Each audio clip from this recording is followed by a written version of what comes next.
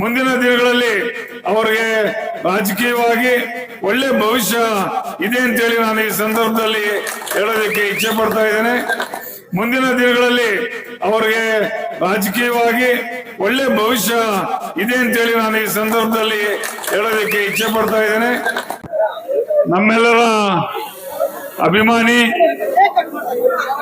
ಜನಾನುರಾಗಿ, ಜನಗಳಲ್ಲಿ ಮನ್ನಣೆಯನ್ನ ಪಡೆದುಕೊಂಡಿರುವಂತ ಯುವ ನಾಯಕರು, ನಮ್ಮ ಹಿತೈಷಿಗಳು ಆದಂತ ನಾರಾಯಣರವರ ಹುಟ್ಟುಹಬ್ಬ ಇವತ್ತು ಅತಿ ವಿಜೃಂಭಣೆಯಿಂದ ಸಾಗ್ತಾ ಇರತಕ್ಕಂಥದ್ದು ನಿಜಕ್ಕೂ ಕೂಡ ಬಹಳ ಸಂತೋಷವಾದಂತಹ ವಿಚಾರ.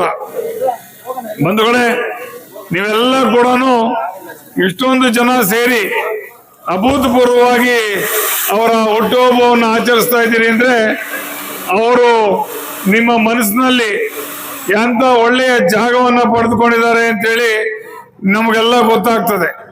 ಇಷ್ಟೊತ್ತಾದ್ರೂ ಕೂಡ, ರಾತ್ರಿ ಆದ್ರೂ ಕೂಡ ನೀವು ಅವರ ಅಭಿಮಾನಿಗಳು ಬಹಳಷ್ಟು ಸಾವಿರಾರು ಸಂಖ್ಯೆಯಲ್ಲಿ ಸೇರಿದ್ದೀರಿ. ನಿಮಗೆಲ್ಲರಿಗೂ ಕೂಡ ಏನು ಅವರ ಒಂದು ಒಳ್ಳೆಯತನ ಅದನ್ನ ನೀವೆಲ್ಲ ಮನಗಂಡಿದ್ದೀರಿ.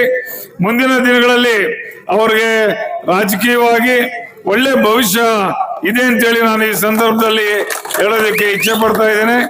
ಹಾಗೇನೆ ಅವರಿಗೆ ದೇವರು ಆಯುಸ್ಸು, ಆರೋಗ್ಯ, ಐಶ್ವರ್ಯ ಎಲ್ಲ ಕೊಟ್ಟು ಅವರನ್ನ ದೇವರು ಚೆನ್ನಾಗಿರ್ಲಿ ಅಂತೇಳಿ ಆಶಿಸ್ತಾ, ಇಂಥ ಹುಟ್ಟುಹಬ್ಬಗಳು ಅನೇಕ ಆಚರಿಸ್ಕೊಳ್ಳಿ ಅಂತೇಳಿ ನಾನು ತುಂಬ ಹೃದಯದಿಂದ ಅವರಿಗೆ ಆಶೀರ್ವಾದವನ್ನ ಮಾಡ್ತಾ ಇದ್ದೇನೆ ಅಂತೇಳಿ ನನ್ನ ಒಂದು 2 ಮಾತನ್ನ ಮುಗಿಸ್ತಾ ಇದ್ದೇನೆ.